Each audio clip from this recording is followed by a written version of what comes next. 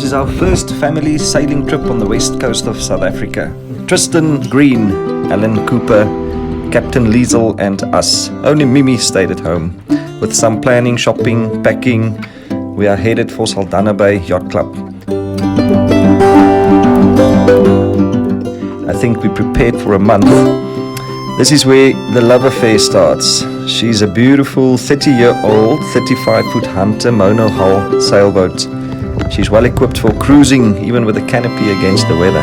On the inside, she has a toilet and shower and heads, which is called the heads, a kitchen area called the galley, all the safety and other equipment, and enough place to sleep for the whole gang. So we're off, we're setting sail for the journey. We're starting out by exploring the Langebaan Lagoon area, and from here we are headed all the way down to Cape Town. From Cape Town we head back to Dussant Island at Eiserfontein and then back to Saldanha. It's all in all a fantastic round trip, from being seasick to magic moments.